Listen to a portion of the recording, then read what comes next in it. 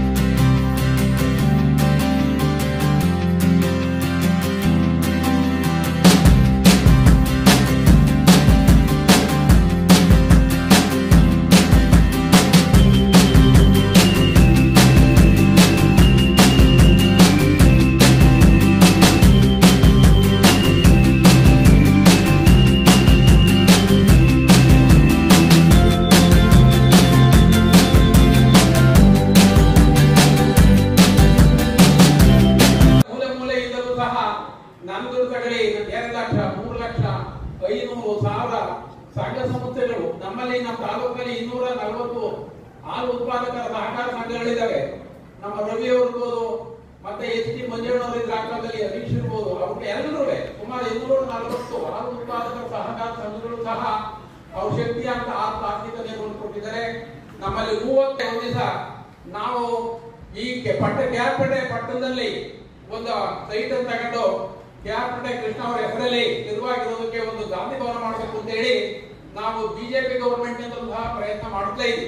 BJP government ನಲ್ಲಿ ಪುರಸಭೆಯವರು 2022ರಲ್ಲಿ 63 site ಕೊಟ್ಟು ಸರ್ವಾನುಮತದಿಂದ ತೀರ್ಮಾನ ಮಾಡಿದ್ರೆ ಯಾರು ಕಾಂಗ್ರೆಸ್ ಬಿಜೆಪಿ ದಳ ಅಂತ ಏನಿಲ್ಲ, ಕೃಷ್ಣ ಅವರ ಹೆಸರಲ್ಲಿ ಕೊಡ್ಲೇಬೇಕು, ಕೃಷ್ಣ ಅವರಿಂದ ದೊಡ್ಡವರು ಯಾರು ಇಲ್ಲ, ಈ ತಾಲೂಕಿನಲ್ಲಿ ಬೇರೆಯವರು ಯಾರಾದ್ರೂ ಕೊಟ್ಟಿದ್ದೀವಿ ಅನ್ನೋ ದೃಷ್ಟಿನಲ್ಲಿ 60-100 ಸೈಟ್ ಅನ್ನ ಕೊಟ್ಟು 2022ರಲ್ಲಿ ಸರ್ವಾನುಮತದಿಂದ ನಿರ್ಣಯ ಮಾಡಿ ಸರ್ಕಾರಕ್ಕೆ ಪ್ರಸ್ತಾವನೆಯನ್ನ ಕಳಿಸಿದ್ದಾರೆ.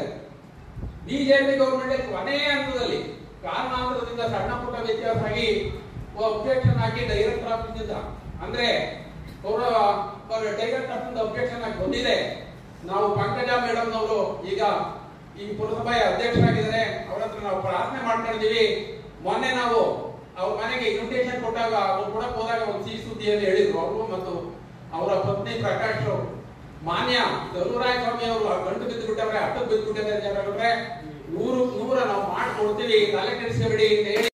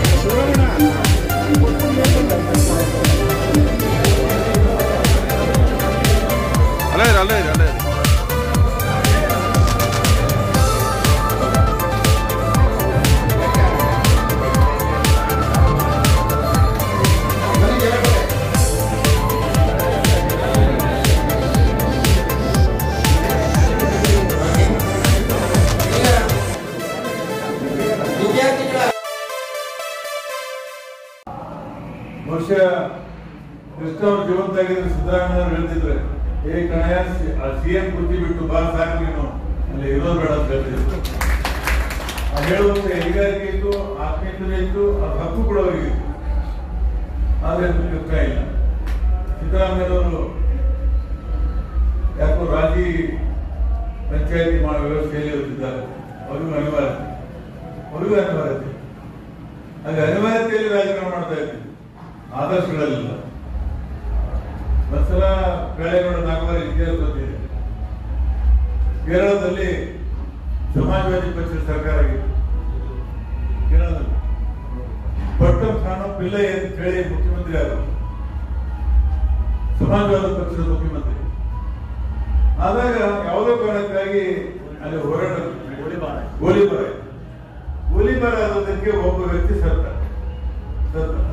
ಲೋಹಿಯಾ ಹೇಳಿದ್ರು, ರಾಜ್ಯದ ಮುಖ್ಯಮಂತ್ರಿಯಾಗಿ ಜನರ ಬದುಕನ್ನ ನೀವು ರಕ್ಷಣೆ ಕೊಡಬೇಕು, ಹೊರತಾಗಿ ಕೊಲೆ ಮಾಡೋದಕ್ಕೆಲ್ಲ ನೀನು ರಾಜೀನಾಮೆ ಕೊಟ್ಟು ಹೊರಬಾರ್ದು, ರಾಜೀನಾಮೆ ಕೊಡಬೇಕು. ಮುಖ್ಯಮಂತ್ರಿ ಒಂದು ಕೊಲೆ ಆದಕ್ಕೆ, ಒಂದು ಬಂಧುಗಳಿಂದ ಕೊಲೆ ಆದದಕ್ಕೆ ರಾಜೀನಾಮೆ ಕೊಟ್ಟು ಹೊರಬಂದ್ರು. ಆದ್ರೆ ಇವತ್ತು ಎಷ್ಟು ಕೊಲೆಗಳಾದ್ರೂ ಕೂಡ ಯಾರಾದ್ರೂ ಅಧಿಕಾರ ಕೊಡ್ತಿಲ್ಲ. ಎಷ್ಟು ಕೊಲೆಗಳಾದ್ರೂ ಕೂಡ ಅದಕ್ಕೆ ನಾವೇನ ಬೆಲೆ ಕೊಡ್ತೀವ? ಆ ಕಾರಣನೇ ಹೋಗ್ಬಿಟ್ಟಿದೆ. ಜೀವಕ್ಕೂ ಬೆಲೆ ಇಲ್ಲ. ಎಂತ ಸಮಾಜ ಕಟ್ಟಬೇಕು ಅಂತ ನಾವು ಕನ್ಸ್ಕೊಂಡಿದ್ದೇವೆ ಅಂದ್ರೆ, ಹರಕು ಬಟ್ಟೆ ಮುರುಕು ಮನೆ ನೋಡಿ ನಗುವಂತ ಸಮಾಜ ಇರಬಾರ್ದು. ಹರಕು ಬಟ್ಟೆ ಮುರುಕು ಮನೆ ನೋಡಿ ನಗುವಂತ ಸಮಾಜ ಇರಬಾರ್ದು, ಕನಿಕರ ಪಡುವಂತ ಸಮಾಜ ಇರಬಾರ್ದು. ಆದ್ರೆ ಇವತ್ತು ಬಡವರ ಬಗ್ಗೆ ಯೋಚನೆ ಮಾಡೋರು ಯಾರಿಲ್ಲ. ಇವತ್ತು ಬರೀ ಉಳ್ಳೋರ ಬಗ್ಗೆ ಯೋಚನೆ ಮಾಡುವಂತವ್ರು, ಉಳ್ಳೋರದೇ ರಾಜಕಾರಣ. ನಾನು ಮುಂದೆ ಹೇಳ್ತೀನಿ, ಮುಂದೆ ಪಂಚಾಯತ್ ಚುನಾವಣೆಯಲ್ಲಿ ಕೂಡ ಅಗರ್ಭ ಶ್ರೀಮಂತರೇ ಬಂದು ಕೂಡ್ತಾರೆ. ವಿಧಾನಸಭೆಯಲ್ಲಿ ಈಗಾಗಲೇ ಅರ್ಧ ಕಬ್ಜಾ ಮಾಡಿದ್ದಾರೆ. ರಿಯಲ್ ಎಸ್ಟೇಟ್ ಅವರು, ಮೆಡಿಕಲ್ ಕಾಲೇಜ್ನವರು, ಗಣಿಧನಿಗಳು, ಬೇರೆ ಬೇರೆ ಎಲ್ಲ ದುಡ್ಡಿದ್ದವರು ಬಂದಿದ್ದಾರೆ. ಅವ್ರು ಅಸೆಂಬ್ಲಿಗೆ ಬರಲ್ಲ, ಅವ್ರು ಮತ್ತೆ ಗೆದ್ದು ಬರ್ತಾರೆ. ನಾವು ಅಸೆಂಬ್ಲಿಗೂ ದಿನ ಹೋಗ್ತೀವಿ, ಗಂಟಲು ಒದರಾಡ್ತೀವಿ, ಮತ್ತೆ ಹಗಲು ರಾತ್ರಿ ಸತ್ತಲ್ಲಿ ಹೋಗ್ತೀವಿ, ಮದುವೆಗೆ ಹೋಗ್ತೀವಿ, ಅಭಿವೃದ್ಧಿ ಕಾರ್ಯದಲ್ಲಿ ಓಡಾಡ್ತೀವಿ, ಮತ್ತೆ ನಾವು ಸೋಲ್ತೀವಿ. ಆದ್ರೆ ಅವ್ರು ಮಾತ್ರ ಗೆದ್ದು ಬರ್ತಾರೆ. ಏನ್ ಜಾತ್ರೆ ಬೇಕು ನೋಡ್ರಿ, ಎಲ್ಲ ದುಡ್ಡೇ ಮಾರ್ಕೆಟ್ ಆಗಿದ್ದು. ಮಾರ್ಕೆಟ್ ಮೊನ್ನೆ ಲೋಕಸಭಾ ಚುನಾವಣೆಯಲ್ಲಿ ಆ ಖರ್ಚುಗಳು ನೋಡಿದ್ರೆ ಬೇಕೋಟಿ. ಬಹುಶಃ ನಿಮ್ಮ ಮಂಡ್ಯ ಜಿಲ್ಲೆಯಲ್ಲಿ ಉಪಚುನಾವಣೆ ನಡೀತು. ಲೆಕ್ಕಪತ್ರ ಯಾರು ಇಟ್ಟಿಲ್ಲ, ಇಡೋಕ್ ಸಾಧ್ಯ ಇಲ್ಲ. ಅದು ಏನ್ ದುಡ್ಡಿನ ಹಾವಳಿ, ಎಷ್ಟು ದೊಡ್ಡ ಖರ್ಚು. ಮನುಷ್ಯತ್ವಕ್ಕೆ ಬೆಲೆನೇ ಹೋಯ್ತು. ದುಡ್ಡಿಗೆ ಮಾತ್ರ ಬೆಲೆ ಬಂತಲ್ಲ, ವ್ಯಕ್ತಿತ್ವ, ವಿಚಾರ ಎಲ್ಲದಕ್ಕೂ ಬೆಲೆ ಹೋಯ್ತು. ಬರೀ ಹಣಕ್ಕೆ ಮಾತ್ರ ಬೆಲೆ ಬಂದಿತ್ತು. ಇಂಥ ಸಂದರ್ಭದಲ್ಲಿ ಈ ಕೃಷ್ಣ ಅವರ ಗಟ್ಟಿ ಬೀಜಗಳು ಇವತ್ತು ಕೂಡ ನಮ್ಮ ಮಧ್ಯದಲ್ಲಿ ಇದ್ದಾವೆ. ಅವರನ್ನು ಉಳಿಸ್ಕೊಂಡು ಕೈಕೊಂಡು ಹೋಗೋಣ ಅನ್ನೋದು ಮಾತನ್ನ ಹೇಳ್ತಾ, ನಾನು ಕೃಷ್ಣ ಅವರಿಗೋಸ್ಕರ ಕರೆಸಿದ್ದೆ ಕಲಬುರಗಿಗೆ. PR ರಾಮೇಗೌಡ ಅಂತ ಒಬ್ಬರು ಈ ತರ ಕೃಷ್ಣ ಅವ್ರದ್ದು 85 ಹುಟ್ಟುಹಬ್ಬವನ್ನು ಆಚರಣೆ ಮಾಡ್ತಾ ಇದ್ದೀವಿ. ನೀವು KR ಪೇಟೆಗೆ ಬರಬೇಕು ಅಂತ ಹೇಳಿ ಅವ್ರ ಆಮಂತ್ರಣ ಕೊಟ್ಟ ಮೇಲೆ ಅವತ್ತೇ ನಾನು ಈ ಡೇಟ್ ಅನ್ನ ಬ್ಲಾಕ್ ಮಾಡ್ಕೊಂಡೆ. ನಾನು ಹೋಗ್ಲೇಬೇಕು ಅಂತ. ಯಾಕಂದ್ರೆ ಅಂಥ ವ್ಯಕ್ತಿಗಳ ಈ ಸ್ಥಳಕ್ಕೆ ಬರೋದೇ ನನ್ನ ಪುಣ್ಯ ಅಂತ ಭಾವಿಸ್ತೀನಿ. ಕೃಷ್ಣ ಅವ್ರ ಬಗ್ಗೆ ನಾನು ವಿವರವಾಗಿ ಹೇಳಬೇಕಾಗಿಲ್ಲ. ಬಹಳ ಹತ್ತಿರದಿಂದ ಬರೋರು, ಅವರ ನಡೆ ನುಡಿ, ಅವರ ಸರಳತೆ, ಸಜ್ಜನಿಕೆ, ಆಚಾರ ವಿಚಾರ ಇದನ್ನೆಲ್ಲ ಬಹಳ ತಿಳ್ಕೊಂಡಂತವ್ರ ಬಗ್ಗೆ ನಾನು ಮೇಲೆ ಮೇಲೆ ಹೇಳಿಕೆ ಹೋಗೋದಿಲ್ಲ. ಅವ್ರು ಇತ್ತೀಚೆಗೆ ರಾಜಕೀಯದಿಂದ ದೂರ ಸರಿದ್ರು. ಆದ್ರೆ ರಾಜಕಾರಣದ ಬಗ್ಗೆ ಆಸಕ್ತಿ ಇತ್ತು. ದೇಶದ ರಾಜಕಾರಣ, ರಾಜ್ಯದ ರಾಜಕಾರಣ, ಜನರ ಬೆಳವಣಿಗೆ, ಅಭಿವೃದ್ಧಿ ಕಾಳಜಿ ಅವರಿಗೆಲ್ಲ ಇತ್ತು. ನಾನು ಎಲ್ಲೇ ಹೋಗಿ ಏನೇ ಮಾತಾಡ ಪತ್ರಿಕೆಯಲ್ಲಿ ಸುದ್ದಿ ಆದ್ರೆ ನೆಕ್ಸ್ಟ್ ಡೇ ಬರೋದು ಕೃಷ್ಣವ್ರ ಫೋನ್. ಏನಯ್ಯ ಬಹಳ ಜೋರ ಮಾತಾಡಿದ್ದಿ, ಮಾಡೋ ನಿನ್ಗೆ ಇನ್ನೂ ವಯಸ್ಸಿದೆ ಅಂತ ಹೇಳೋದು. ಇದೇ ಮಾತು. ನಾನು 2 ಸಲ ಬಂದು ಮೈಸೂರು ಮನೆಯನ್ನು ಹೋಗಿ ಮಾತಾಡ್ಕೊಂಡು ಬಂದಿದ್ದೆ. ಇಲ್ಲಿ ಬೆಂಗಳೂರು ಮೈಸೂರಿಗೆ ಬಂದಾಗ ಕೃಷ್ಣವ್ರಿಗೆ ಮಾತಾಡಲೇಬೇಕು ಅಂತ ನನಗೆ ಮನಸ್ಸಾಗ್ತಿತ್ತು. ಮಾತಾಡ್ತಾ ಇದ್ದೆ. ನಮ್ಮ ವಿಧಾನ ಪರಿಷತ್ ಸಭೆಯಲ್ಲಿ ಇಬ್ಬರು ವಿಧಾನಸಭಾ ಅಧ್ಯಕ್ಷರು ಸರಳತೆ ನಡ್ಕೊಂಡು ಒಂದು ಕೃಷ್ಣ ಅವರು ಮತ್ತೊಂದು ಇನ್ನೊಬ್ಬ ನಮ್ಮ ಬಣಕಾರರು ಹಾಗೆ ಅವರು ಸಿಟಿ ಬಸ್ ಹತ್ತಿರವರು, ಆಟೋ ಹತ್ತಿ ಬರೋರು, ಬಸ್ಸಿಗೆ ಹೋಗುವವರು. ಕೃಷ್ಣವ್ರದ್ದು ಕೂಡ ಅದೇ ತರ ಬದುಕಿತ್ತು. ಯಾವತ್ತೂ ಕೂಡ ದುಡ್ಡಿನ ಬಗ್ಗೆ ಒಂದು ಕ್ಷಣ ಕೂಡ ಯೋಚನೆ ಮಾಡದೇ ಇರುವಂತ ವ್ಯಕ್ತಿ ಯಾರಾದ್ರೆ ಕೃಷ್ಣ ಅವರು. ಈ ಸಲ ಏನಾಗ್ತದೆ, ನಮ್ಮ ಸಮಾಜದಲ್ಲಿ ಆದರ್ಶಗಳು ನಮ್ಮನ್ನು ಆಳ್ತವೆ. ನಾವೆಲ್ಲ ಕೂತಿದ್ದೀವಲ್ಲ, ಇವತ್ತು ಕಾಳೇಗೌಡ ನಾಗೂರು ಹೇಳಿದಾಗೆ ಗಾಂಧಿ, ಅಂಬೇಡ್ಕರ್, ಜಯಪ್ರಕಾಶ್, ಲೋಹಿಯ, ಅಕ್ಕಮಹಾದೇವಿ, ಬಸವಣ್ಣ, ಕುವೆಂಪು ಇವರ ಆದರ್ಶಗಳು ನಮ್ಮನ್ನೆಲ್ಲ ಆಳ್ತಿರ್ತಾರೆ ಮತ್ತು ತತ್ವ ಸಿದ್ಧಾಂತಗಳು ನಮ್ಮನ್ನ ಕಟ್ಟಿ ಹಾಕಿರ್ತಾರೆ. ನಮ್ಮದೇ ಆದಂತ ಬದ್ಧತೆ ಇರುವಂತಹ ತತ್ವ ಸಿದ್ಧಾಂತಗಳನ್ನ ಅದಕ್ಕೆ ನಾವು ಕಟ್ಕೊಂಡಿರ್ತೀವಿ. ಹಾಗಾಗಿ ಮನುಷ್ಯ ಸ್ವಲ್ಪ ದಾರಿ ಮೇಲೆ ನಡೀತಾನೆ. ಆದರ್ಶಗಳು ಇಲ್ಲ ಮತ್ತು ತತ್ವ ಸಿದ್ಧಾಂತಗಳು ಇಲ್ಲ ಅಂದ್ರೆ ಜನ ದಾರಿ ತಪ್ತಾರೆ, ಎಡುತ್ತಾರೆ, ಹಾಳಾಗ್ತಾರೆ, ಸೋಲ್ತಾರೆ. ಇವತ್ತು ಕೃಷ್ಣನಂತ ಜನ ಆದರ್ಶಗಳನ್ನು ಬಿಟ್ಟಿದ್ದಾರೆ. ಇವತ್ತು ಕಾಳೇಗೌಡ ನಾಗವರವರು ಅವರ ಅಧ್ಯಯನದ ಮಾತುಗಳನ್ನು ಹೇಳಿದ್ರು ಸಾಹಿತಿಯಾಗಿ. ನಾನು ಅನುಭವದ ಮಾತನ್ನು ಹೇಳ್ತಾ ಇದ್ದೆ. 83ರಲ್ಲಿ ನಾನು ಮೊದಲನೇ ಸಲ ಶಾಸಕನಾಗಿ ಆಯ್ಕೆ ಬಂದಾಗ ಕೃಷ್ಣ ಅವರು ಸೋತರು 83ರಲ್ಲಿ. 85ರಲ್ಲಿ ನಾನು ಸೋತೆ, ಅವರು ಗೆದ್ರು. ಆಮೇಲೆ ಅವರಿಗೆ ಅವಕಾಶಗಳು ಕೂಡ ಬಂದು ಮಂತ್ರಿ ಆದ್ರು, ಸಂಸದರಾದ್ರು, ಸ್ಪೀಕರ್ ಆದ್ರು. ಯಾವತ್ತೂ ಕೂಡ ಒಂದು ಕಪ್ಪು ಚುಕ್ಕೆ ತರಿಸಿಕೊಳ್ಳುವಂತ ಕೆಲಸ ಯಾವತ್ತೂ ಮಾಡಿ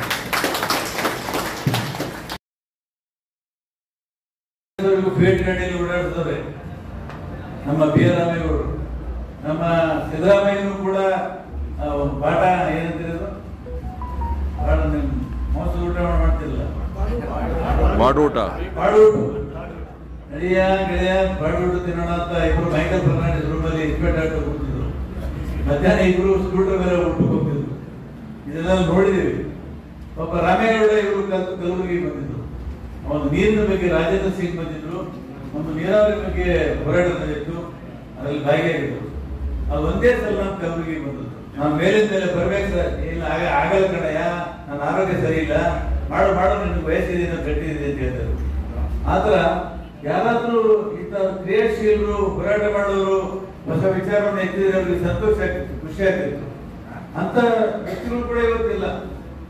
ಒಳ್ಳೆ ಕೆಲಸವನ್ನ ಮಾಡಿ ಅದು ಪ್ರಶಂಸೆ ಮಾಡೋದು, ಬೆನ್ನ ಕಟ್ಟೋದು ಅಥವಾ ಬೆಂಬಲ ಕೊಡುವಂತ ಮನಸ್ಸುಗಳು ಕೂಡ ಕಡಿಮೆ ಆಗ್ತಾ ಇದ್ದಾರೆ. ಏನಾಗಲ್ಲ ಹೋಗಲ್ಲ, ಸುಮ್ಮನೆ ಯಾಕೆ ಮಾಡ್ತಾರೆ ಅಂತ. ಆಗ್ತದೆ, ಖಂಡಿತವಾಗಿ ಆಗ್ತದೆ. ಸಮಾಜ ಚಕ್ರ ಬದಲಾವಣೆ ಆಗ್ತಾ ತಿರುಗಲೇಬೇಕು. ಇವತ್ತು ಈ ಮೋದಿ ಚಕ್ರವನ್ನು ತಿರುಗಬೇಕು, ಎಲ್ಲಾ ಚಕ್ರವನ್ನು ತಿರುಗುವುದು ನಿಸರ್ಗದ ನಿಯಮ. ಹಾಗಾಗಿ ಆಶಾವಾದವಂತ ಗುಣ ಮತ್ತೆ ಕೃಷ್ಣ ಅವರ ವಿಚಾರ ಮತ್ತು ಅವರ ಆದರ್ಶಗಳನ್ನು ನಾವು ಜೀವನದಲ್ಲಿ ಪಾಲಿಸೋಣ ಅನ್ನುವಂತ ಮಾತನ್ನ ಈ ಸಂದರ್ಭದಲ್ಲಿ ಹೇಳಿ, ಅಷ್ಟು ದೂರದಿಂದ ನನ್ನನ್ನು ಕರೆಸಿ ಇಲ್ಲಿ ಅವ್ರ ಪರವಾಗಿ ನನಗೆ ಒಂದೆರಡು ಮಾತಾಡುವ ಅವಕಾಶವನ್ನು ಕೊಟ್ಟಂತ ನಮ್ಮ ಟ್ರಸ್ಟ್ ಕಮಿಟಿ ಎಲ್ಲ ಅಧ್ಯಕ್ಷರು, ಸದಸ್ಯರು, ನಿರ್ದೇಶಕರಿಗೆ ಅಭಿನಂದಿಸಿ ಮತ್ತೆ ಬರ್ತೀನಿ. ಮತ್ತೆ ಕೃಷ್ಣ ಅವರ ಅನೇಕ ಕಾರ್ಯಕ್ರಮ ಮತ್ತು ಒಂದು ಜವಾಬ್ದಾರಿ ಕೂಡ ನನಗೆ ಕೊಟ್ಟಿದೆ. ಒಂದು ಜಾಗದ ವ್ಯವಸ್ಥೆ ಮಾಡಬೇಕಂತೆ ಮನೆ ಪುತ್ರ ಕೊಟ್ಟಿದೆ. ಮುಖ್ಯಮಂತ್ರಿಗೂ ಕೂಡ ಕೃಷ್ಣ ಅವರ ಬಗ್ಗೆ ಬಹಳ ಪ್ರೀತಿ ಇದೆ. ನಾನು ಹೋಗಿ ನಾಳೆ ಮಾತಾಡ್ತೀನಿ. ಅದು ನನಗೆ ಬಹಳ ಸಂತೋಷ. ಆದ್ರೆ ಗಾಂಧಿ ಭವನ ಕಟ್ಟಬೇಕು ಅಂತ ಮಾಡಿದೆ. ಕೃಷ್ಣ ಭವನ ಅಲ್ಲ, ಗಾಂಧಿ ಭವನ. ಈ ತರ ಯಾರು ಕೇಳಿಲ್ಲ ನನಗೆ. ಅವ್ರ ಹೆಸರು ಮೇಲೆ ಭವನ ಕಟ್ಟಬೇಕು ಅಂತ ಅಭಿಮಾನಿಗಳು ಹೊರಡ್ತಾರೆ. ಆದ್ರೆ ಕೃಷ್ಣ ಅವರ ನೆನಪಿಗಾಗಿ ಗಾಂಧಿ ಭವನ ಕಟ್ಟಬೇಕು ಅಂತ ಹೊರಟಿದ್ರಲ್ಲ, ಇದು ಬಹಳ ಉತ್ತಮ ಕೆಲಸ, ಬಹಳ ಒಳ್ಳೆಯ ಕೆಲಸ. ಖಂಡಿತ ನಾನು ಸಿದ್ದರಾಮಯ್ಯ ಅವರಿಗೆ ಹೇಳಿ ಇದನ್ನ ಮಾಡಿಸುವಂತ ಪ್ರಯತ್ನವನ್ನು ಮಾಡ್ತೇನೆ. ನೀವು ಕೂಡ ನನ್ನ ಜೊತೆಗೆ ಬರಬೇಕು ಅಂತ ಹೇಳ್ತಾ, ಅಕ್ಕವರು ಕೃಷ್ಣ ಅವರನ್ನ ಇಡೀ ಜೀವನದಲ್ಲಿ ಸಂಗಾತಿಗಳಾಗಿ ಅವರನ್ನ ಬೆಂಬಲಿಸಿದ್ರು, ಬದುಕಿಸಿದ್ರು. ಇವತ್ತು ಅಕ್ಕವರಿಗೆ ನಾನು ಇವತ್ತು ವಿನಂತಿ ಮಾಡ್ಕೊಳ್ತೇನೆ. ಆ ಕೃಷ್ಣ ಅವರ ಉಳಿದ ದಿವಸಗಳ ಏನು ವಿಚಾರ ಇತ್ತು ಅದನ್ನು ಮುಂದೆ ತೆಗೆದುಕೊಂಡು ಹೋಗುವಂತ ಕೆಲಸವನ್ನು ತಾವು ಕೈಲಾದಷ್ಟು ತಾವು ಮಾಡ್ತೀರಂತ ಭರವಸೆಯೊಂದಿಗೆ ನನ್ನ ಮಾತನ್ನು ಹೋಗ್ತೇನೆ. ನಿಮ್ಮನ್ನೆಲ್ಲರೂ ಓದಿ ಅದೇ ಅವರಿಗೆ ಸಂಪಾದನೆ ಮಾಡಿದವರು ಅವರು ಬಹಳ ನೋವಿನಿಂದ ಒಂದು ಮಾತು ಹೇಳ್ತಾರೆ. ನಮ್ಮ ಊರಿನವರು ಎಂದು ಎನಿಸಿಕೊಂಡೆ ಅವರು ತಿಗಣೆಗಳಂತಾಗಿ ಶೋಷಣೆ ಮಾಡುತ್ತಿರ್ಬೋದು. ಇದು ಬಹಳ ಸತ್ಯ. ನಮ್ಮ ಹತ್ರ ಟ್ರಾನ್ಸ್ಫರ್ ಬರೋರೆಲ್ಲ ನಾವು ನಮ್ಮ ಜಾತಿಯವರು, ನಿಮ್ಮ ತಾಲೂಕಿನವರು, ನಮ್ಮ ಜಿಲ್ಲೆಯವರು, ನಾವು ಹೈದರಾಬಾದ್ ಕರ್ನಾಟಕದವರು ಅಂತ ಹೇಳಿ ಬರ್ತಾರಲ್ಲ, ಕೊನೆಗೆ ಅವರು ತಿಗಣೆಗಳಾಗಿನೇ ನಮಗೆ ಕಾಟ ಕೊಡ್ತಾರೆ. ಇದು ಕೃಷ್ಣವ್ರ ಮಾತಿನಲ್ಲಿ ಬಹಳ ಸತ್ಯ ಇದೆ. ಅದೇ ತರ ಎಲ್ಲ ಕೇಳಿಸಿಕೊಳ್ಳಿ, ನಾನು ಪವಿತ್ರ ಓಟಿಗೆ ಇಟ್ಟು ಬೆಲೆಯನ್ನು ನಿರ್ಮಾಣ ನಿಮಗೆ ಹಣ ಕೊಡುವುದಿಲ್ಲ, ಕೊಡಲು ನಮ್ಮಲ್ಲಿ ಹಣವೂ ಇಲ್ಲ. ಇದು ಸತ್ಯವಾದಂಥ ಕಡು ಸತ್ಯವಾದಂಥ ಮಾತು. ಈಗೇನಾಗಿದೆ, ಈ ಓಟಿನ ರಾಜಕಾರಣದಲ್ಲಿ ಪೇಟೆಯಾಗಿದೆ, ವ್ಯಾಪಾರ. ಯಾರು ಹರಾಜು ಹಿಡಿತಾರೆ ಅವ್ರು ಗೆಲ್ತಾರೆ, ಯಾರು ಹರಾಜಿನಲ್ಲಿ ಇಡ್ಲಿಕ್ಕೆ ಶಕ್ತಿ ಇರೋದಿಲ್ಲ ಅವ್ರು ಸೋಲ್ತಾರೆ. ನಾನು ಈ ಕೊನೆ ಚುನಾವಣೆ, ನಾನು ಇನ್ನು ಮುಂದೆ ಚುನಾವಣೆ ನಿಲ್ಲೋದಿಲ್ಲ ಅಂತ ಹೇಳಿ ನಿರ್ಧಾರ ಮಾಡಿದ್ದೀನಿ, ಘೋಷಣೆ ಕೂಡ ಮಾಡಿದ್ದೀನಿ. ಇಂಥ ವ್ಯವಸ್ಥೆಯಲ್ಲಿ ನಾವು ರಾಜಕಾರಣ ಮಾಡಕ್ಕೆ ಸಾಧ್ಯವೇ ಇಲ್ಲ. ಹಾಗಾಗಿ ಕೃಷ್ಣ ಅವರು ಇಷ್ಟು ಕಠೋರವಾಗಿ ತಮ್ಮ ಸತ್ಯವನ್ನು ಹೇಳಿದ್ರಲ್ಲ, ಅವ್ರು ಹೇಳ್ತಾರೆ, ಈ ವ್ಯವಸ್ಥೆಯಲ್ಲಿ ನಾನು ಈದಲಾಗಲಿಲ್ಲ. ಈ ವ್ಯವಸ್ಥೆಯಲ್ಲಿ ನಾನು, ಎಷ್ಟು ನೋವಿನ ಮಾತು, ದುಃಖದ ಮಾತು, ಈ ವ್ಯವಸ್ಥೆಯಲ್ಲಿ ನಾನು ಈದಲಾಗಲಿಲ್ಲ. ಸಮಾಜವನ್ನು ಬದಲಾವಣೆ ಮಾಡೋದಕ್ಕೆ ನನ್ನ ಕೈಯಲ್ಲಿ ಆಗಲಿಲ್ಲ. ಪ್ರಮುಖವಾಗಿ ರಾಜಕೀಯ ಪಕ್ಷಗಳು ಸರಿಯಾಗಿಲ್ಲ. ಕೊನೆಗೆ ಇವತ್ತು ಯಾವ ರಾಜಕೀಯ ಪಕ್ಷಗಳು ಸರಿಯಿಲ್ಲ. ಇವತ್ತು ವಿಶ್ಲೇಷಣೆ ಮತ್ತು ಕಾರ್ಯಗಳನ್ನಾಗುವಾಗ ನಾವು ಸಾಹಿತಿಗಳಾಗಿ ಇದ್ರ ಮೇಲೆ ಚರ್ಚೆ ಆಗೋದು. ಯಾವ ರಾಜಕೀಯ ಪಕ್ಷಗಳು ಸರಿಯಾಗಿಲ್ಲ ಅನ್ನೋಂಥ ಮಾತು, ಅದರ ಬಗ್ಗೆ ಚರ್ಚೆ ಆಗೋದು. ನಾವು ಚುನಾವಣೆಯಲ್ಲಿ ಗೆಲ್ತೀವಿ, ಗೆದ್ದು ಒಂದು ತಿಂಗಳ ಮೇಲೆ ನಾವು ಚುನಾವಣಾ ಆಯೋಗಕ್ಕೆ ಲೆಕ್ಕಪತ್ರ ಕೊಡ್ಬೇಕಾಗ್ತದೆ. ಅವತ್ತೇ ನಾವು ಸುಳ್ಳು ಹೇಳ್ಬೇಕು, ನಾವು ಇಷ್ಟೇ ದುಡ್ಡನ್ನ ಖರ್ಚು ಮಾಡಬೇಕು. ಅಲ್ಲೇ ನಾವು ವ್ಯವಸ್ಥೆಯನ್ನು ನಾವು ರಾಜಿ ಮಾಡ್ಕೊತೀವಿ. ಇವತ್ತು ನಾವೆಲ್ಲ ಜೆಪಿ ಚಳವಳಿಯಿಂದ ಬಂದದ್ದು. ನಾನು 6 ತಿಂಗಳ ಕಾಲ ಜೈಲಲ್ಲಿದ್ದೆ, ಅದ್ರ ಜೊತೆಗೆ ಅನೇಕ ಸಲ ಜೈಲಿಗೆ ಹೋಗಿದ್ದೆ. ಇವತ್ತು ನಾವು ಬದಲಾವಣೆಯನ್ನು ಬಯಸಿ ರಾಜಕಾರಣಕ್ಕೆ ಬಂದದ್ದು, ಅಧಿಕಾರ ಹಿಡಿಲಿಕ್ಕಲ್ಲ. ನಾನು ಟಿಕೆಟ್ಗೆ ಹೋಗಿ ಅರ್ಜಿ ಹಾಕಿರ್ಲಿಲ್ಲ, ನಿಲ್ಲುವಂತ ಶಕ್ತಿನೂ ನನಗಿರ್ಲಿಲ್ಲ, ಅಷ್ಟೊಂದು ಜನಬೆಂಬಲ ಕೂಡ ಇರಲಿಲ್ಲ. ಆದ್ರೆ ಅವತ್ತು 83ರಲ್ಲಿ ನನಗೆ ಪಾಠ ಹೇಳಿದಂತ ಪ್ರೊಫೆಸರ್ ನನ್ನ ವಿರುದ್ಧ ಕಾಂಗ್ರೆಸ್ಸಿನ ಗಾಳಿ ಬಹಳ ಜೋರಾಗಿತ್ತು. ಅವತ್ತು ಆ ಗಾಳಿಯಲ್ಲಿ ನಾನು 37 ವಯಸ್ಸಿನಲ್ಲಿ ನಾನು ವಿಧಾನಸಭೆಗೆ ಆಯ್ಕೆ ಆಯಿತು. ಬರೀ 60,000 ರೂಪಾಯಿ ಖರ್ಚು ಮಾಡಿ, ಬರೀ 60,000 ರೂಪಾಯಿ. ಇವತ್ತು ಯಾರಾದ್ರೂ ಪಂಚಾಯತಿನಲ್ಲಿ ಸಾಧಿದೆ, ಪಂಚಾಯತಿ ಮೊದಲು ನಾವು ಕೇಳ್ತೀವಿ, ನನ್ನ ಹತ್ರ ಖರ್ಚು ದುಡ್ಡಿದ್ರೆ ನಿಲ್ಲಪ್ಪ ಇಲ್ಲ ಬರ್ಬೇಡ ಅಂತ ನಾವ್ ಹೇಳ್ತೀವಿ. ಜನನೇ ಸುಮಾರು 70 ಲಕ್ಷ ರೂಪಾಯಿ ಕೂಡಿಸ್ಕೊಟ್ರಂತೆ. ಇದು ಎಲ್ಲಿ ಕೂಡ ನೋಡಕ್ ಸಾಧ್ಯ ಇಲ್ಲ, ಕೇಳಕ್ ಸಾಧ್ಯ ಇಲ್ಲ. ಇದು ಕೇರ್ಪೇಟೆಯಲ್ಲಿ ಮಾತ್ರ ಸಾಧ್ಯ. ಜಯಪ್ರಕಾಶ್ ಜನರು ಅದೇ ಹೇಳ್ತಾ ಇದ್ರು, ಜನರು ಅಭ್ಯರ್ಥಿಯನ್ನು ಆಯ್ಕೆ ಮಾಡಬೇಕು, ಹೊರತಾಗಿ ನಾಯಕರಲ್ಲ. ಇವತ್ತಾಗಲ್ಲ. ಯಾರ ಹತ್ರ ಸೂಟ್ ಕೇಸ್ ಇದೆ ಅವ್ರಿಗೆ ಟಿಕೆಟ್ ಕೊಡ್ತಾರೆ, ಯಾರಿಗೆ ಸೂಟ್ ಕೇಸ್ ಇಲ್ಲ ಸೂಟ್ ಕೇಸ್ ಕೊಟ್ಟಿಲ್ಲ. ನಿಮ್ಮನ್ನ ನೋಡಿದಾಗ ನನಗೆ ಅನಿಸ್ತದೆ, ಇವತ್ತು ನಾವು ನೀವು ಹೇಳ್ಬೇಕಾಗ ರಾಜಕಾರಣದಲ್ಲಿ ಫಿಟ್ ಆಗಿದ್ದೀವಿ ಅಂತ. ಆ ತರ ಬಂದ್ಬಿಟ್ಟ ಮೇಲೆ ನನಗೆ ಹೆದರಿಕೆ, ಭಯ ಏನಂತಂದ್ರೆ, ಯಾವ ಪ್ರಜಾಪ್ರಭುತ್ವವನ್ನು ಉಳಿಸುವುದಕ್ಕೆ ಕಾಂಗ್ರೆಸ್ ವಿರುದ್ಧ ಹೋರಾಟ ಮಾಡಿ ಜೈಲಿಗೆ ಹೋಗ್ತೀವಿ. ಆ ಕಾರಣಕ್ಕಾಗಿ ಪ್ರಜಾಪ್ರಭುತ್ವ ಗಟ್ಟಿ ಆಯ್ತು. ಅದ್ರ ಅನೇಕ ತಪ್ಪುಗಳು ಕೂಡ ಆದವು, ಜೆಪಿಯವರು ತಪ್ಪು ಮಾಡಿದ್ರು. ಆದ್ರೆ ಅನಿವಾರ್ಯ ಇತ್ತು. ಆದ್ರೆ ಈಗ ಈ ಒಂದು ವ್ಯವಸ್ಥೆಯಲ್ಲಿ ಇವತ್ತು ನಾವು ಮತ್ತೆ ವಿಚಾರ ಮಾಡಬೇಕಾಗಿದೆ. ಮತ್ತೊಂದು ಜೆಪಿ ತರ ಚಳವಳಿ ಆದ್ರೆ ಮಾತ್ರ ಇದನ್ನೆಲ್ಲ ಬೆಳಕೊಂಡು ಹೋಗ್ತದೆ. ಚಳವಳಿಗಳು ಜೀವಂತಿರಬೇಕು. ನಾನು ರೈತ ಸಂಘದಲ್ಲಿ ಬಹಳ ಸಕ್ರಿಯನಾಗಿದ್ದೀನಿ. ನಾನು ಸದಸ್ಯನಲ್ಲ. ಬೆಳಗಾವಿ ನಾಗೇಂದ್ರ ಜೊತೆಗೆ, ಪುಟ್ಟಣ್ಣ ಜೊತೆಗೆ ನಾನು ಇವತ್ತು ಬಹಳ ಹತ್ತಿರವಾಗಿದ್ದೀನಿ. ಯಾಕಂದ್ರೆ ಚಳವಳಿಗಳು ಜೀವಂತವಾಗಬೇಕು. ದಲಿತ ಸಂಘಟನೆ ಆಗಿರ್ಬೋದು, ಅದು ವಿದ್ಯಾರ್ಥಿ ಸಂಘಟನೆ ಆಗಿರ್ಬೋದು, ಅಥವಾ ಬೇರೆ ಬೇರೆ ಸಾಹಿತ್ಯ ಸಂಘಟನೆಗಳಾಗಿರ್ಬೋದು. ಸಂಘಟನೆಗಳು ಈ ಸಮಾಜವನ್ನು ಹದಗೊಳಿಸ್ತವೆ, ಫಲವತ್ತಾಗಿ ಮಾಡ್ತವೆ, ಚಿಂತನೆಗಳನ್ನ ಜೀವಂತವಾಗಿರ್ತವೆ. ಆ ಕಾರಣಕ್ಕಾಗಿ ಇವತ್ತು ನಾನು ಹೇಳ್ತೀನಿ, ಏನು KR ಕೃಷ್ಣ ಅವರ ಬದುಕಿನ ಬಗ್ಗೆ ತಾವೇನು ಪ್ರಶಸ್ತಿಯನ್ನು ಕೊಡ್ಬೇಕಂತ ಮಾಡಿದ್ರೆ, ನಾನು ಒಂದೇ ಒಂದು ಸಲಹೆ, ನಮಗೆ ಒಂದು ಸಣ್ಣ ಪುಸ್ತಕವನ್ನ ಮಕ್ಕಳಿಗೆ ಕೊಟ್ಟಿದ್ರು. ಅವರಿಗೂ ಕೂಡ ಯಾರೋ ಒಬ್ಬರು ಇದ್ರು, KR ಪೇಟೆ ಕೃಷ್ಣ ಅಂತ ಅವ್ರ ಹೆಸರು ಮೇಲೆ ಪ್ರಶಸ್ತಿ ಬಿದ್ದ ಅಂತ ಹೇಳಿ ಅವ್ರ ಮನೆಯಲ್ಲಿ ಇದ್ರು, ಅಲ್ಲಿ ಅಲ್ಮಾರದಲ್ಲಿ ಇಟ್ಟರೆ ಸಾಲದು, ಅವ್ರ ಬಗ್ಗೆ ಪರಿಚಯ ಆಯ್ತು, ಮುಂದಿನ ಪೀಳಿಗೆಗೆ ಪರಿಚಯ ಆಯ್ತು, ಇಂಥವ್ರು ಕೂಡ ಇದ್ರು ಅಂತ ಅವ್ರಿಗೆ ಗೊತ್ತಾಗುತ್ತೆ. ಅಂತ ಕೆಲಸವನ್ನು ನಾವು ಮಾಡಬೇಕು ಅಂತ ಈ ಸಂದರ್ಭದಲ್ಲಿ ಹೇಳಿ, ಇವತ್ತು ರಾಜಕಾರಣ ಎಷ್ಟು ದಾರಿ ಬಿಡಬೇಕಾಗಿತ್ತು ಅಷ್ಟು ದಾರಿ ಬಿಟ್ಟಿದೆ. ಕೃಷ್ಣ ಅವರು ಬದುಕಿದ್ರೆ ಬಹುಶಃ ಸಿಡಿದು ನಿಲ್ತಿದ್ರೆ ಅನ್ನೋದು ಬಂದಿಲ್ಲ, ಅಷ್ಟು ಹೊಲಸಾಗಿದೆ. ಈಗ ನಾನು ಓದೋದರಲ್ಲಿ ಇಲ್ಲಿ ಮಾಧ್ಯಮದಲ್ಲೂ ಕೂಡ ನಾನು ಹೇಳಿದ್ರು, ನಾನೇನು ಹೊಸದಾಗಿ ಹೇಳ್ತಾ ಇಲ್ಲ, ನಿಮಗೂ ಗೊತ್ತಿದೆ ನಮಗೂ ಗೊತ್ತಿದೆ, ಆದ್ರೆ ನಮ್ಮ ಕೈಯಿಂದ ಹೇಳಿ ನೀವು ಬರಿಬೇಕಂತೀರ ಅಷ್ಟೇ. ನಿಮಗೂ ಗೊತ್ತಿದೆ ನಮಗೂ ಗೊತ್ತಿದೆ ಎಷ್ಟು ಹೊಲಸಾಗಿದೆ ಅಂತ. ಹಾಗಾಗಿ ಇವತ್ತು ಏನು KR ಪೇಟೆ ಕೃಷ್ಣ ಅವರು ಕಂಡಂತ ಸಮಾಜವನ್ನ ಕಟ್ಟಬೇಕಾಗಿದೆ. ಎಲ್ಲ ಜಾತಿ, ಎಲ್ಲ ಧರ್ಮ, ಎಲ್ಲ ವರ್ಗ ಮತ್ತೆ ಪ್ರೀತಿ ಬಾಂಧವ್ಯದಿಂದ ನಾವು ಸಮಾಜವನ್ನ ಬೆಳೆಸಬೇಕಾಗಿದೆ. ಮತ್ತೆ ಮತ್ತೆ ನಾವು ಚಿಂತನೆಗಳು ಚರ್ಚೆಗಳಾಗಬೇಕು, ಇಂಥ ವಿಚಾರಗಳು ಹೊರಪಡಬೇಕು ಅನ್ನುವಂಥ ಮಾತನ್ನ ಸಂದರ್ಭ ಹೇಳ್ತಾ ಇವತ್ತು ಅಧಿಕಾರಕ್ಕೆ ಬಹಳ ಜನ ಅನ್ಕೊಂಡಿದ್ದಾರೆ. ಅದರ ಬಗ್ಗೆ ಯಾರು ಕೂಡ ಒಂದು ಮಾತು ಕೂಡ ಹೇಳುವಂತ ಅವಕಾಶ ಯಾರಿಗೂ ಕೂಡ ಇಲ್ಲ. ಅಂತ ಚಾರಿತ್ರ್ಯವನ್ನು ಹೊಂದಿದಂತ ಕೃಷ್ಣ ಅವರು ಇವತ್ತು ನನಗಿಂತ 10 ವರ್ಷ ದೊಡ್ಡವರು. ಸಿದ್ದರಾಮಯ್ಯ ಬಹಳ ಹತ್ತಿರದ ವ್ಯಕ್ತಿ. ಅವರು ಸಿದ್ದರಾಮಯ್ಯ ಬಾರುವ ಸ್ನೇಹಿತರು. ಸಿದ್ದರಾಮಯ್ಯ ಹೇಳ್ತಾ ಇದ್ರು, ಸಿದ್ದರಾಮು ಇದಾಗಲ್ ಕಣಯ್ಯ, ನೀನ್ ಯಾಕೆ ಮಾತಾಡ್ತೀನಿ ಅಂತ ಹೇಳೋದು, ಇದೇ ಮಾತನಾಡಿ ಅಷ್ಟು ಆತ್ಮೀಯರಾಗಿದ್ರು. ಮತ್ತು ಸಿದ್ದರಾಮಯ್ಯನವರಿಗೂ ಕೂಡ ಕೃಷ್ಣನ ಬಗ್ಗೆ ಬಹಳ ಅಪಾರವಾದಂತ ಗೌರವ ಪ್ರೀತಿ ಇತ್ತು. ಅಂತ ಕೃಷ್ಣವ್ರ ಬಗ್ಗೆ ನೀವು ಇಷ್ಟು ದೊಡ್ಡ ಪ್ರಮಾಣದಲ್ಲಿ ಸೇರ್ಬೇಕು ನನಗೆ ಅನ್ಕೋ. ಯಾರು ಸೇರ್ತಾರೆ ಜನ ಈಗಿನ ಕಾಲಕ್ಕೆ ಎಲ್ಲ ಮರ್ತು ಬಿಟ್ಟಿರ್ತಾರೆ. ನಾನು ಇಲ್ಲಿ ನೋಡಿದ್ರೆ ಸಂತೋಷ ಆಯ್ತು. ಇಷ್ಟೊಂದು ಅಭಿಮಾನ, ದೊಡ್ಡ ಬೆಳಗನೆ ಒಂದು ಸಂಪತ್ತನ್ನು ಕೈಗೊಂಡಿದ್ದಾರೆ ಕೃಷ್ಣ ಅವರು, ದೊಡ್ಡ ಆಸ್ತಿ ಇಟ್ಟಿದ್ದಾರೆ ಅನ್ನುವಂಥ ಮಾತು ನನಗೆ ನೆನಪು. ಇವತ್ತು ಕೃಷ್ಣವ್ರ ಕಾಲ ಹೋಯ್ತು, ನಮ್ಮ ಕಾಲನೂ ಹೋಯ್ತು, ಬಹುಶಃ ಇಲ್ಲಿ ಕೂತಂತವ್ರು ಕೆಲವ್ರ ಕಾಲನೂ ಹೋಯ್ತು. ಇದೇನ ಕಾಲ? ನಾವು ಎಲ್ಲಿ ಹೋಗ್ಬಿಡ್ತಾ ಇದ್ದೀವೋ, ಏನಾಗ್ತದೋ. ಅವರೆಲ್ಲ ನಮ್ಮ ಸಮಾಜವಾದಿ ಹಿನ್ನೆಲೆಯವರು, ನನಗೆ ಹತ್ತಿರದಿಂದ ಗೊತ್ತು. ಮತ್ತೆ KH ರಂಗನಾಥ್ ಅವರೂ ಕೂಡ ಎಷ್ಟು ಒಂದು ಸರಳವಾದ ವ್ಯಕ್ತಿಯಾಗಿ ಬಂದ್ರು.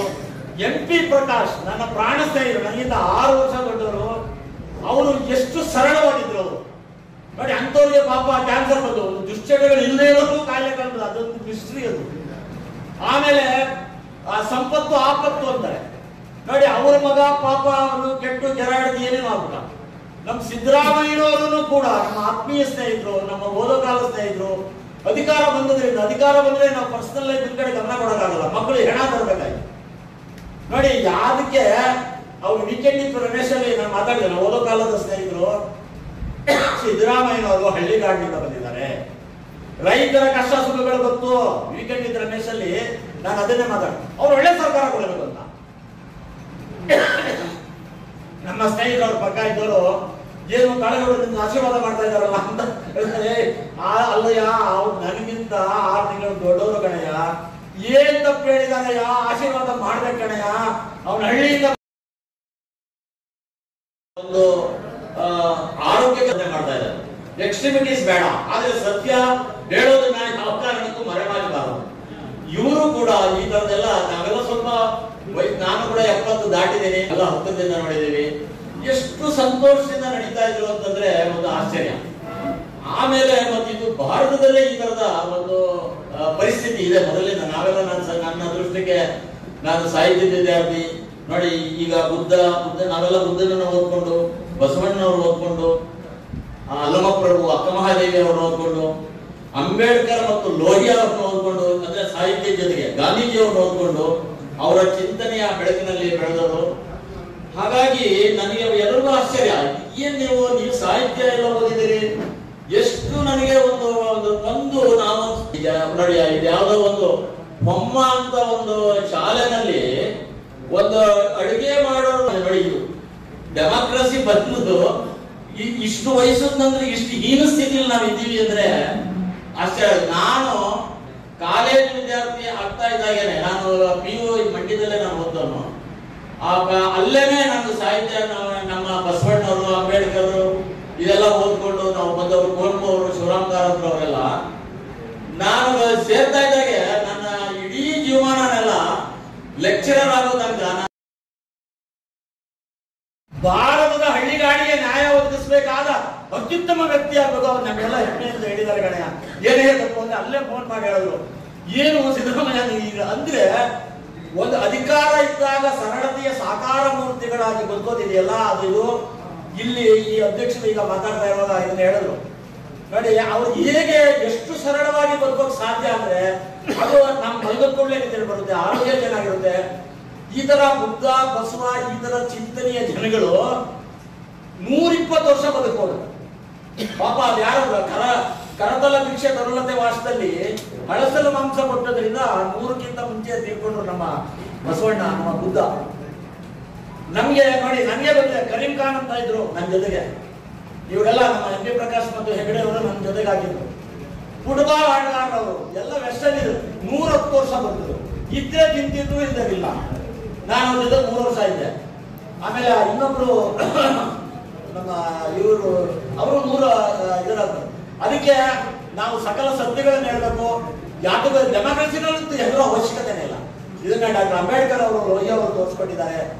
ನಮ್ಮ ಅದೃಷ್ಟಕ್ಕೆ ನಮ್ಮ ಸಿದ್ದರಾಮಯ್ಯನವರು, ನಮ್ಮ ಸ್ನೇಹಿತರು ಹಳ್ಳಿಗಾಡಿನಿಂದ ಬಂದು ಮತ್ತೆ ಎಲ್ಲಾ ಕಷ್ಟ ಸುಖಗಳನ್ನ ಹಂಚ್ಕೊಂಡಿದ್ದಾರೆ.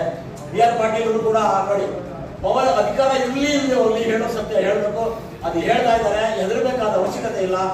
ನಾವು ನ್ಯಾಯಬದ್ಧವಾಗಿರ್ಬೇಕು. KR ಪೇಟೆ ತಾಲೂಕಿನಲ್ಲಿ ಈ ತರ ಸರಳ ಸಂಗತಿಗಳು ದೊಡ್ಡ ಪ್ರಮಾಣದ ಆಯೋಗದ ಅಧ್ಯಕ್ಷರು, ನಾನು ಕೊಡಗಿನಲ್ಲಿ ಲೆಕ್ಚರರ್ ಆಗಿದೆ. ಅಲ್ಲಿ ಬಂದು ಅಪ್ಕೊಂಡು ಹೇಳಿದ್ರು, ನೋಡಿ ನೀವು ಜಾತಿ ಪದ್ಧತಿನ ತಲೆಕೆಳಕು ಮಾಡಿದ್ದೀರಿ, ಇದು ಆಶ್ಚರ್ಯ. ನೋಡಿ, ಒಬ್ಬ ಎಷ್ಟು ಕಷ್ಟದಲ್ಲಿ ಬಂದ ಒಬ್ಬ ದೇವದಾಸಿ ಮಗ ಅವರು, ನಮ್ಮ ಅವನವರು, ಅವರು ಕೂಡ ಅಂಬೇಡ್ಕರ್ ಅಷ್ಟೇ ದೊಡ್ಡವರು. ಹಾಗಾಗಿ ಇವರೆಲ್ಲ ಒಂದು ಇವ್ರ ಜೊತೆಲೆಲ್ಲ ನಾನು ಚರ್ಚೆ ಮಾಡಿದ್ದೀನಿ, ವಿಚಾರಗಳನ್ನ ಹಂಚ್ಕೊಂಡಿದ್ದೀನಿ. ನಮ್ಮ LG ಹಾವನೂರು ಶಿಷ್ಯರು ನಾವು, ಲಂಕೇಶ್ ಅವರ ಒಡನಾಡಿ, ಪೂರ್ಣಚಂದ್ರ ತೇಜಸ್ವಿ ಅವರು ನಾವೆಲ್ಲ ಒಟ್ಟಿಗೆ ಕೆಲಸ ಮಾಡಿದವರು, UR ಅನಂತಮೂರ್ತಿ, BR ಪಾಟೀಲ್ ಕೂಡ ಬರ್ತಾರೆ ಅಂದಾಗ ಇವತ್ತು ನೋಡಿ, ಪರಿಸರಕ್ಕೆ ಸಂಬಂಧಪಟ್ಟ ಒಂದು ದೊಡ್ಡ ಮೀಟಿಂಗ್ ಇತ್ತು, ಅಲ್ಲಿ ಬರ್ಲಿಲ್ಲ ಅಂತ ನನ್ನ ಜೊತೆ ನೀವು ಸನ್ಮಾನ ಅಲ್ಲ, ನಮ್ಮ ಉತ್ತರ ಕರ್ನಾಟಕದ ಬಹಳ ದೊಡ್ಡ ಸಮಾಜವಾದಿ ಚಿಂತಕರು, ಆರೋಗ್ಯಕರವಾದ ರಾಜಕಾರಣಿ BR ಪಾಟೀಲ್ ಬಂದಿದ್ದಾರೆ, ಅದಕ್ಕಾಗಿ ನಾನು ಹೋಗ್ತಿದ್ದೀನಿ ಅಂತ.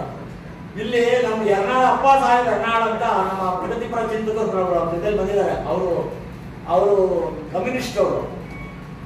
ನಾವು 79ರಲ್ಲಿ ಬಂಡಾಯ ಸಾಹಿತ್ಯ ಸಮ್ಮೇಳನ ಅಂತ ಮಾಡಿದಾಗ ನಂಬೂದ್ರಿಪಾದ್ ಹೇಳೋದು, ನಂಬೂದ್ರಿಪಾದ್ ಬಹಳ ದೊಡ್ಡ ನಾಯಕ ಅವರು.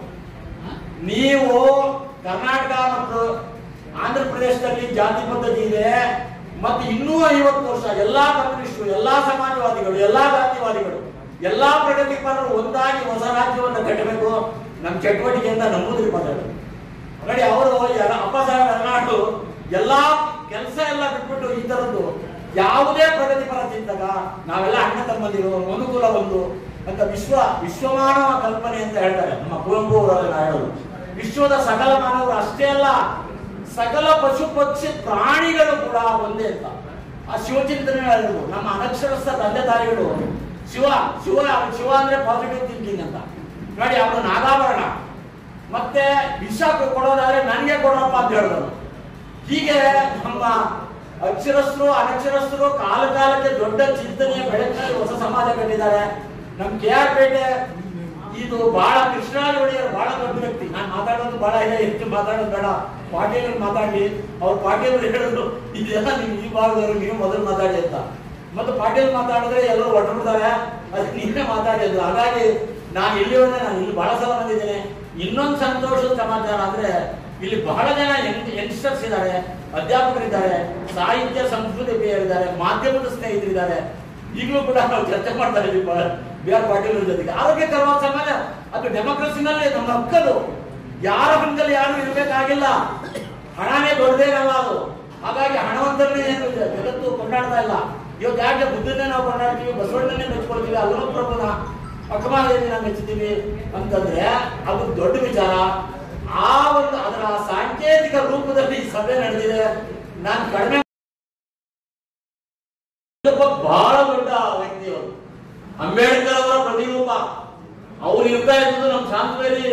ಗೋಪಾಲ್ ಗೌಡರ ಬಗ್ಗೆ ಅವರು ಹರಗುಬಟ್ಟೆ ಫಕೀರ, ಹರಗುಬಟ್ಟೆ ತಿರುಗ, ಇವರು ಶ್ರೀಮಂತರು. ಅವರು ಈಗ ಹಣನ ಇದು ಕೂಡ ಅವ್ರಿಗೆ ಇದನ್ನು ಇದ್ದಿಲ್ಲ ನೋಡಿ, ಎಷ್ಟು ಒಂದು ಆತರದ ಒಂದು ಪ್ರತಿರೂಪವಾಗಿ ಬದುಕಿದವರು. ಹಾಗೆ ಆತರ ನೋಡಿ ಬಸವಲಿಂಗಪ್ಪನವರು ಅವಾಗಲೇ ಹುಡ್ಕೊಂಡ್ಬರೋದು. ಆಮೇಲೆ ನೀನು ನನ್ನ ಜೊತೆಗೆ ಮಂತ್ರಿ ಆಗ್ಬೇಕಣಪ್ಪ ಅಂತ ಹೇಳಿದ್ರು ಅವ್ರು. ನೋಡಿ ಕಾಂಗ್ರೆಸ್ ನಲ್ಲಿ ಅವಾಗ ನಾವೆಲ್ಲ ಲೋಹಿಯಾ ಅಂಬೇಡ್ಕರ್ ಓದ್ಕೊಂಡದ್ರಿಂದ ಕಾಂಗ್ರೆಸ್ ವಿರುದ್ಧ ಇದ್ವಿ. ನಿನ್ ಜೊತೆಗೆ ಮಂತ್ರಿ ಆದ್ರೆ ಒಳ್ಳೇದು ಕಣಪ್ಪ, ನೀನೊಂದು ಮೇಜರ್ ಕಮ್ಯುನಿಟಿ ಇದೆಯಾ, ನಾನೇ ಸೀಟ್ ಕೊಡ್ತೀನಿ ಅಂತ ಕೇಳ್ಕೊಂಡ್ರು ಅವರು. ಇಲ್ಲ ಸರ್, ಈ ಸಾರ್ವಜನಿಕ ಜೀವನಕ್ಕೆ ಬಂದ್ಬಿಟ್ರೆ ಓದಕ್ಕಾಗಲ್ಲ, ಬರೆಯಕ್ಕಾಗಲ್ಲ, ಪರ್ಸನಲ್ ಲೈಫ್ ಇರಲ್ಲ, ಮಕ್ಕಳೇನ್ ಮಾಡ್ತಾರೆ ಅಂತ ಗೊತ್ತಾಗಲ್ಲ ಅಂತ ನಾನು ಹೇಳ್ತಾ ಇದ್ದೆ. ಆಮೇಲೆ ಡಾಕ್ಟರ್ ಬೆಸರಳ್ಳಿ ರಾಮಣ್ಣ ನನಗೆ ಆತ್ಮೀಯರವರು. ರಾಮಣ್ಣವರು ಅವ್ರಿಗೆ ರಾಜಕೀಯ ಪ್ರಜ್ಞೆ ಚೆನ್ನಾಗಿತ್ತು. ಅವ್ರನ್ನೊಂದ್ಸಲ ಪರಿಚಯ ಮಾಡಿದ್ರೆ ನಿಮ್ ಮಂಡ್ಯ ಜಿಲ್ಲೆ ಇವ್ರನ್ನ ಎಂಪಿ ಮಾಡೋಣ, ಇವ್ರನ್ನಾರು ಕೊಡಪ್ಪ ಅಂದ್ರೆ ರಾಮಣ್ಣ ಅವರು ಒಪ್ಕೊಳ್ಳಿಲ್ಲ. ಹೀಗಾಗಿ ನಾವು ಪ್ರಗತಿಪರವಾದ, ನಿಜವಾಗ್ಲೂ ಕೂಡ ಜಾತ್ಯತೀತವಾದ ಒಂದು ಸಕಲ ಜನಗಳ ಹಿತಾಕಾಂಕ್ಷೆಯ ಚಟುವಟಿಕೆಗಳಲ್ಲಿ ನಾವು ತೊಡಗಿಕೊಂಡ್ರೆ ಎಲ್ಲ ಭಾಗದಿಂದ ಮರ್ಯಾದೆ ಇರ್ತದೆ. ಇಲ್ಲಿರೋ ತೌಡು ಕಾಣಿಸುವ ಅಂತ ಅಕ್ಕ ಮಹಾದೇವಿ ಹೇಳಿದ್ರು. ಇದನ್ನ ಲೋಹಿಯಾ ಅವರು ಕರ್ನಾಟಕಕ್ಕೆ ಬರ್ತಾ ಇದ್ರು, ಬಹಳ ದೊಡ್ಡ ಇವರು ನೆಹರು ಅವರು ಪಾಠ ಹೇಳಿದ್ರು. ನಿಮ್ಗೆ ಗೊತ್ತಾ, ನಮ್ ಕರ್ನಾಟಕಕ್ಕೆ ಹೋಗಿ ವೇದಶಾಸ್ತ್ರ ಪುರಾಣದಲ್ಲಿ ಕೂಡ ತಪ್ಪಿದ್ರೆ ಅದನ್ನ ಒಪ್ಪಬೇಕಾಗಿಲ್ಲ, ತಲೆ ಮೇಲೆ ಒಪ್ಕೋಬೇಕಾಗಿಲ್ಲ. ಯಾವ್ದು ಒಳ್ಳೇದಿದೆಯೋ ಅದು ಒಪ್ಕೊಳ್ಳೋಣ. ಸಾಯುವ ಅವಧಿನಲ್ಲಿ ಬುದ್ಧ ಹೇಳ್ತಾನೆ ಆ ಆನಂದನಿಗೆ, ತನ್ನ ಶಿಷ್ಯನಿಗೆ, ತಾವು ಅಮೂಲ್ಯವಾದ 2000 ವರ್ಷದ ಹಿಂದೆ ಬುದ್ಧನಷ್ಟು ಒಂದು ಹೃದಯವಂತ ಇರಲಿಲ್ಲ. ಯಾರ್ಯಾರಪ್ಪ ಒಂದು ಜನಕಂಟಕರು ಅಂದ್ರೆ ಅರಮನೆಯವರು ಮತ್ತು ಗುರುಮನೆಯವರು ಅಂತ. ರಾಜರೆಂಬರು ಅರಿಬೇಕು. ನಾನು ಸಾಹಿತ್ಯ ವಿದ್ಯಾರ್ಥಿ. 1000 ವರ್ಷದಿಂದ ರಾಜರು ಅಂದ್ರೆ ತಾಯ್ಗಂಡ್ರು ಅಂತ, ಶ್ರಮಜೀವಿಗಳ ಋಣದ ಮಕ್ಕಳು ಅಂತ ಹೇಳ್ತಾ ಇದ್ದೆ ನಾನು. ಶ್ರಮಜೀವಿಗಳ ಅದನ್ನ ಬುದ್ಧ 2600 ವರ್ಷದಿಂದ ತಿಳ್ಕೊಂಡ. ಅವ್ರು ಯೇಸು ಕ್ರಿಸ್ತನು ಹುಟ್ಟಿರ್ಲಿಲ್ಲ, ಮಹಮ್ಮದ್ ಪೈಗಂಬರ್ ಹುಟ್ಟಿರ್ಲಿಲ್ಲ. ಅರಮನೆ ಬಿಟ್ಟು ಬಂದ್ಬಿಟ್ಟ. ಕೊನೆ ತನಕ ಒಂದು ತರುಲತೆ ವಾಸ ಮಾಡ್ಕೊಂಡು ಒಂದು ಯಾರಾದ್ರೂ ಒಂದು ಭಿಕ್ಷೆ ಕೊಟ್ರೆ ಇದು ಮಾಡಿದೆ ನೋಡಿ ಆತರ. ಅಂತ ಇನ್ನೊಂದು ಜೀವ ನಾನು ಬ್ರಾಹ್ಮಣ ಆಗಿರ್ಬೋದು, ಆದ್ರೆ ಅದನ್ನ ದಾಖಲು ಮಾಡಿದ್ದಾರೆ. ಕರ್ನಾಟಕದ ಹೆಮ್ಮೆ ಇದೆಯಲ್ಲ, ಅದು ಬಹಳ ದೊಡ್ಡದು ನೋಡಿ. ಅಂದ್ರೆ ಕುರಿತು ಓದದೇನು ಕಾವ್ಯ ಪ್ರಯೋಗ ಪರಿಣಾಮ ಮಧ್ಯಗಳಂತಿದೆ, ಓದದೇನು ಜ್ಞಾನಿಗಳಿದ್ದಾರೆ. ಇಲ್ಲೇ ಎಷ್ಟೋ ಜನ ಇದ್ದಾರೆ ಎಲ್ಲರೂ ನೋಡಿ. ಎಸ್.ಎಂ. ಲಿಂಗಪ್ಪನವರ ತರದ ವ್ಯಕ್ತಿಗಳು ನೋಡಿ. ಗಾಂಧಿಯವರ ಪ್ರಭಾವಕ್ಕೆ ಒಳಗಾದವರು ನನಗೆ ಗೊತ್ತಿದ್ದಾರೆ. ಎಸ್.ಎಂ. ಲಿಂಗಪ್ಪನವರು ಒಂದು ಈ ಕೇರ್ಪೇಟೆ ಅದಕ್ಕಿಂತಲೂ ದೊಡ್ಡ ವ್ಯಕ್ತಿ ನಮ್ಮ ಕರಿಯಪ್ಪ ಅಂತ, ಎಸ್ ಕರಿಯಪ್ಪ ನೋಡಿ. ಕಾಂತಾನಹಳ್ಳಿ ಕರಿಯಪ್ಪ, ಅದು ಕಾಂತಾನಹಳ್ಳಿ ಹಳ್ಳಿಗಾಡಲ್ಲಿ ಅವರು ಕಾಲೇಜ್ ಕಟ್ಟಿದ್ರು. ನಾವೆಲ್ಲ ವೈಚಾರಿಕವಾಗಿದ್ರಿ. ನಾನು ಎಷ್ಟು ಜನ ರಾಜಕಾರಣಿಗಳು ನಮ್ಮ ಕೆಂಗಲ್ ಮತ್ತೆ ಇರೋರು ನಮ್ಮೂರವರು, ಅವ್ರು ದೇವಸ್ಥಾನ ಕಟ್ಬಿಟ್ಟು ಅಲ್ಲಿ ಪೂಜೆ ಮಾಡ್ತಾ ಇದ್ರು. ಅಲ್ಲಪ್ಪ ದೇವಸ್ಥಾನ, ಕಲ್ಲನ್ ದೇವಸ್ಥಾನ ಅಲ್ಲಿದೆ ರೀ. ಬಡವರಹಳ್ಳಿಯಲ್ಲಿ ದೇವಸ್ಥಾನ ಯಾಕೆ ಕಟ್ಟಿಸ್ತಿದೀಯ ನೀವು? ಮಾನ ಮರ್ಯಾದೆ ಇದ್ರೆ ಶಾಲಾ ಕಾಲೇಜ್ ಕಟ್ಟಿಸ್ಬೇಕು, ಆಸ್ಪತ್ರೆ ಕಟ್ಟಿಸ್ಬೇಕು. ಆಸ್ಪತ್ರೆ ಕಟ್ಟಿದ್ರೆ ಅಲ್ಲಿ ಬ್ರಾಹ್ಮಣನು ಇರ್ತಾನೆ, ಮುಸಲ್ಮಾನನು ಇರ್ತಾನೆ, ದಲಿತರು ಇರ್ತಾನೆ. ಇದನ್ನು ಅದರಿಂದ ನಮ್ಮ ಇದು ಅಂತ ನಾನು ಲೇಖನ ಬರೆದಾಗ ವಿಧಾನಸಭೆ ಚರ್ಚೆ ಆಯ್ತು ನೋಡಿ.